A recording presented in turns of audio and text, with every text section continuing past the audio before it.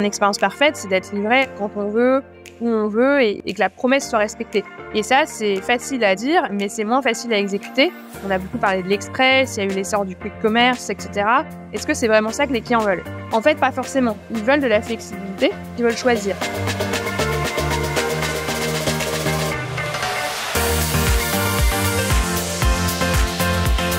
Bienvenue sur Les Voix du e-commerce, le podcast incontournable de la communauté du retail et du e-commerce. Je suis Claire Dolès, coordinatrice éditoriale de Paris Retail Week, le rendez-vous majeur du commerce omnicanal dont la prochaine édition se déroulera du 17 au 19 septembre 2024 à Paris, porte de Versailles. Véritable temps fort, ces podcasts sont l'occasion de découvrir les mentors incarnant les problématiques business du salon, mais aussi ses partenaires.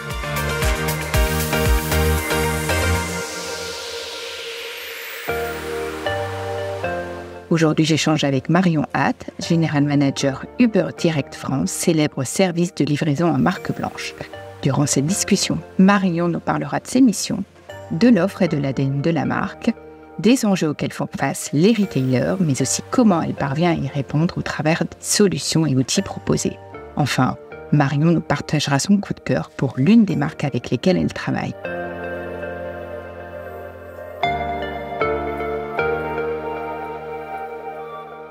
Bonjour Marion. Bonjour Claire. Je suis ravie de vous accueillir dans les voies du e-commerce.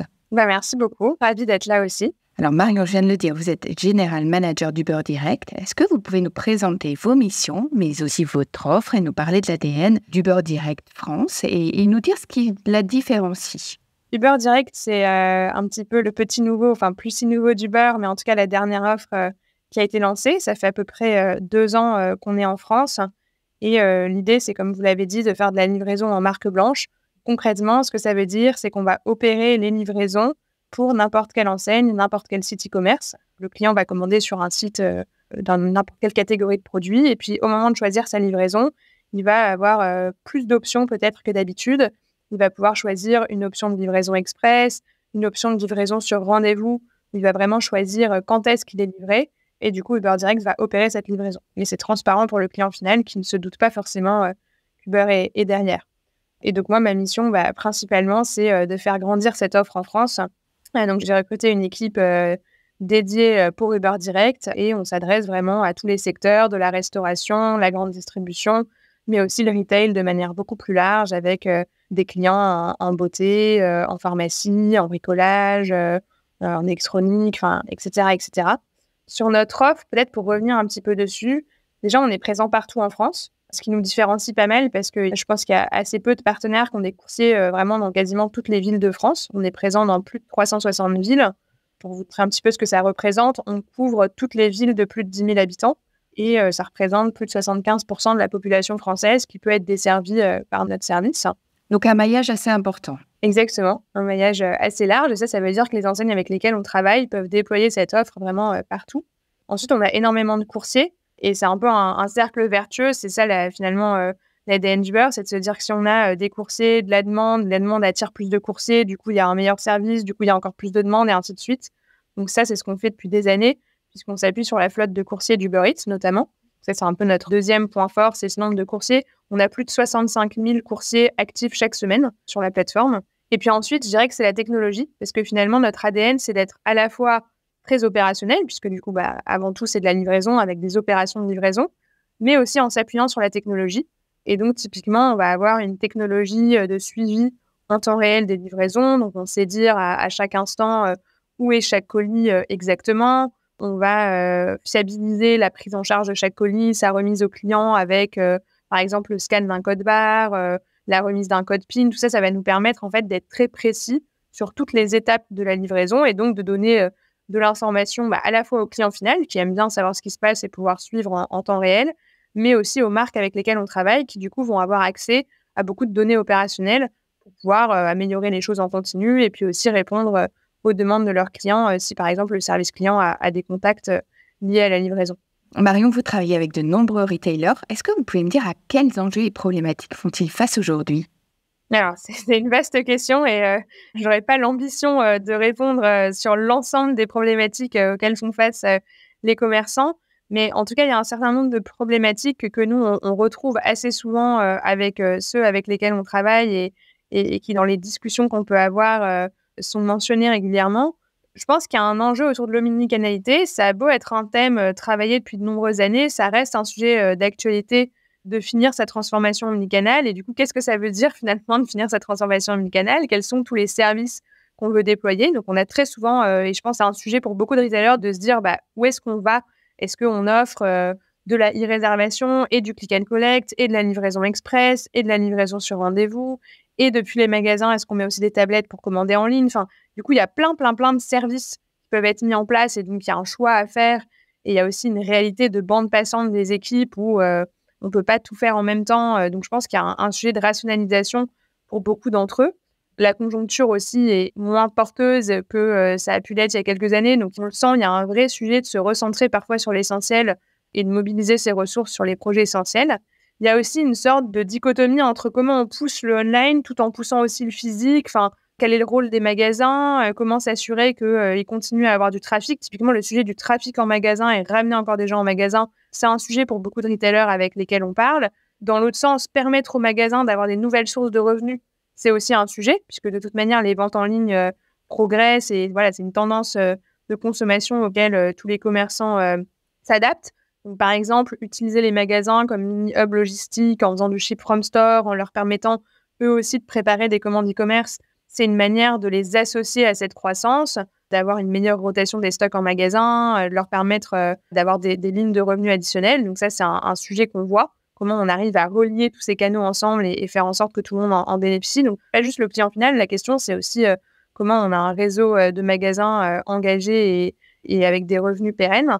Et puis, il y a un sujet de différenciation, je dirais, puisque finalement, maintenant, ça devient aussi assez banal d'offrir toutes ces options de livraison. Enfin, la majorité des enseignes le font. Donc, je pense qu'un enjeu que pas mal de commerçants ont, c'est comment on continue à se différencier, comment on personnalise plus l'approche pour chaque client, comment on a quelque chose de très harmonieux entre le site e-commerce, les communications de CRM et ce qui se passe en magasin. Enfin, comment on peut aller plus loin finalement avec des choses un peu novatrices, puisque tout le monde a finalement mis en place peu ou prou les mêmes services. Alors, Marion, c'est tombé, j'ai envie de vous poser une question. Comment est-ce que vous y répondez, mais surtout avec quels outils vous répondez à ce besoin de différenciation, de cette expérience client peut-être un peu plus poussée encore?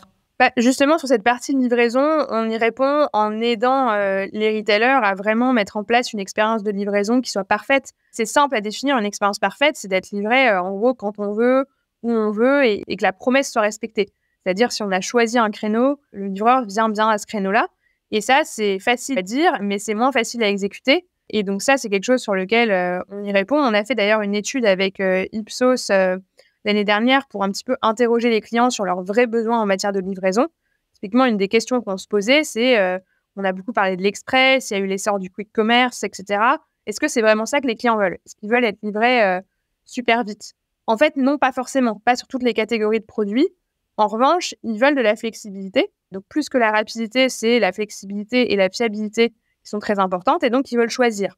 Et un des points un petit peu qui ne leur convient pas dans les offres actuelles, c'est de ne pas choisir ni savoir quand le livreur va venir. C'est-à-dire, c'est une livraison en 2-3 jours. Ça, c'est pas grave. Mais au final, le livreur va venir entre 8h et 13h, par exemple. C'est pas très flex. Et puis, en fait, peut-être qu'il va même pas venir entre 8 et 13, ou alors il va pas sonner. Et donc, il va falloir être là à nouveau un autre jour. Donc ça, c'est quelque chose qui est pas mal décrié par les consommateurs. Et à l'inverse, le fait de choisir son créneau, finalement, de prendre rendez-vous, c'est quelque chose qui est pas mal plébiscité, qui est pas si fréquent. Et ça, c'est typiquement la manière dont on opère avec la majorité de nos partenaires. C'est qu'on permet à leurs clients de choisir leur créneau de livraison sur des créneaux d'1 heure en disant je vais être livré, par exemple, vendredi entre 17 et 18 parce que je sais que je serai chez moi à cette heure-là. Ça permet aussi de fiabiliser la livraison, de remettre la commande dès la première présentation, ce qui permet aussi en termes d'efficience opérationnelle et de coût de ne pas avoir à porter le coût pour l'enseigne, de devoir relivrer une deuxième fois ou d'avoir potentiellement un colis qui va finir par être déposé ailleurs. Peut-être qu'il va même être perdu si c'est un colis de valeur. Forcément, ça va avoir des conséquences. Donc, on essaye vraiment, avec nos outils et notre service, de concilier satisfaction client en ayant la meilleure expérience possible pour le client, mais aussi efficience opérationnelle pour les enseignes avec lesquelles on travaille, pour les aider à améliorer leurs coûts, à améliorer leur schéma logistique et avoir quelque chose qui fonctionne de manière très fluide. Et puis, un autre service qu'on va avoir, c'est un service de service client en marque blanche. En plus d'opérer la livraison, on opère aussi le service client parce qu'en fait, on sait que c'est quelque chose de très, très important d'avoir un service client réactif pendant une livraison et donc notamment d'avoir du service client live, c'est-à-dire qu'il soit vraiment joignable en temps réel et qu'il réponde en temps réel. Parce que quand on est en train de se faire livrer, s'il y a un sujet, un souci, si le livreur ne vient pas, on n'a pas envie d'envoyer un mail et de recevoir une réponse la semaine d'après. Donc ça, c'est autre chose sur lequel on aide les commerçants en leur permettant de ne pas le faire eux-mêmes parce qu'ils n'ont pas forcément le volume critique pour que ça vaille le coup d'avoir un service client en temps réel qui réponde à tout le monde. Donc, du coup, on va mutualiser la demande de tous nos partenaires et avoir un service client du coup qui peut adresser toute cette demande-là avec des procédés efficaces. On a aussi pas mal d'algorithmes, par exemple anti-fraude, qu'on va mettre à disposition. Donc, on va à nouveau utiliser la technologie en plus de la partie opérationnelle pour s'assurer d'offrir le meilleur service. Mario, quelles questions vous pose-t-on le plus souvent avant de mettre en place votre service ? Alors, on nous en pose pas mal. Si j'en sélectionne un petit peu, il y a un sujet sur les franchisés qui revient de temps en temps, de dire finalement, quand j'ai un réseau de franchisés, est-ce que je peux quand même le faire ? Est-ce que ça va être facile ? Comment j'embarque mon réseau de franchisés ? Parce que peut-être quelque chose que je n'ai pas précisé, c'est qu'on livre à vélo et du coup, on livre depuis les boutiques. Donc, nous, le schéma classique, c'est que la commande, elle est préparée en magasin ou alors préparée en entrepôt et ramenée en magasin et on la livre depuis le magasin. Donc, en fait, on va avoir des interactions finalement avec tout le réseau de l'enseigne. Donc, le sujet des franchisés, la réponse, c'est souvent déjà de regarder un petit peu le schéma IT. Est-ce que typiquement, il y a les mêmes outils qui sont utilisés par tous les franchisés parce que forcément, ça va faciliter l'intégration à nos services. Il va y avoir des sujets de redistribution de chiffre d'affaires, de réallocation. Donc, on peut aussi, même si ça nous concerne entre guillemets pas, on va avoir un rôle de conseil aussi sur ces sujets-là parce qu'on l'a vu avec d'autres enseignes. Donc, on va pouvoir parler d'une bonne pratique qu'on a vue chez une enseigne A, une enseigne B et faire un peu ce relais d'information entre elles. Donc ça, c'est une question assez fréquente. Après, il y a des questions autour du ship from store. Comment préparer les commandes en magasin ? Est-ce que c'est vraiment efficient d'utiliser ses forces de vente pour préparer des commandes ? Donc là, pareil, je pense que, comme toujours, il y a des avantages et des inconvénients. L'avantage, c'est d'avoir une meilleure rotation de ses stocks. S'il y a une boutique qui a un peu trop de stocks sur certains produits, c'est aussi une manière de les écouler sans devoir les ramener en entrepôt. À l'inverse, en pleine période de solde, sur la boutique qui est dans une zone avec énormément de passages, c'est peut-être pas le meilleur usage du temps des forces de vente d'être en train de préparer des colis. Donc, par exemple, on va les guider sur le fait d'allouer les commandes e-commerce en priorité à certains magasins qui ont, par exemple, plus de mètres carrés ou qui, à l'inverse, sont dans des zones avec moins de passages et qui, du coup, ont besoin de rentabiliser un peu leurs mètres carrés. Voilà, pour en sélectionner 2. Très clair, merci Marion. Alors, dans les voies du e-commerce, on a pour habitude de terminer l'entretien par une question un petit peu plus personnelle. Vous, Marion, vous assurez la livraison pour de nombreuses marques. Est-ce que vous avez un coup de cœur pour l'une d'entre elles ? Question compliquée parce qu'il y a plein de marques très sympas pour lesquelles on fait de la livraison. Une pépite à nous faire découvrir, un coup de cœur. Sans parler forcément d'une marque précise aussi, parce qu'avec ce côté marque blanche, on ne parle pas beaucoup de nos clients, mais il y a des use cases, moi, que je trouve hyper intéressants et sympas. Je vais en mentionner 2, si vous me permettez. Il y a un use case qu'on fait de plus en plus, qui est le fait de livrer des ouvriers qui sont sur des chantiers. Quand il leur manque une petite pièce ou un petit outil, ou ils sont en train de faire quelque chose, il manque un truc. Et en fait, dans le passé, ils reprenaient la camionnette, ils retournaient au magasin, il faut se garer. Peut-être que quand ils reviennent, la place, elle a été prise. Donc en fait, l'un dans l'autre, ils perdent une grosseur. C'est pas du tout efficace. Du coup, nous, on a des partenaires avec lesquels on livre sur chantier. Du coup, pour l'ouvrier, il a juste à passer un coup de fil auprès de son comptoir partenaire, de mentionner ce qui lui manque et on lui apporte. Et donc, je trouve que c'est hyper efficace et ça permet à tout le monde de gagner du temps. Et puis, un deuxième use case qui est un peu plus insolite, insolite, je sais pas, mais en tout cas, moi, je le trouve insolite parce que je l'avais pas vu beaucoup avant. On a un partenariat avec une grande chaîne d'optique pour livrer les lentilles et les lunettes, notamment les lentilles aux clients. Parce que, en fait, pour ceux qui sont porteurs de lentilles, c'est quand même au final récurrent. Au moins une fois par an, on va en acheter et puis il faut y aller une première fois, passer la commande et puis il faut aller une deuxième fois les chercher. Et du coup, pour offrir un petit service à leurs clients et les fidéliser, l'idée, c'est qu'ils n'aient pas à venir les chercher. Donc, quand les lentilles sont arrivées et sont prêtes, ou les lunettes, mais les lunettes, parfois, on veut les essayer et les ajuster, donc ça dépend un peu des préférences, ils vont proposer une livraison sur rendez-vous avec un coursier, pas que la personne ait à se déplacer une deuxième fois. Eh bien, merci Marion pour cet échange. Merci à vous, Claire. Alors, si vous êtes arrivé jusqu'ici, c'est sûrement que l'épisode vous a plu. N'hésitez pas à mettre une note Apple Podcast, Spotify ou Deezer, vous abonner et tout simplement le partager. Restez à l'affût car les prochains épisodes des Voix du e-commerce ne devraient pas tarder à être diffusés. Il me reste également à vous donner rendez-vous sur le salon Paris Retail Week qui se déroulera, je le rappelle, du 17 au 19 septembre 2024.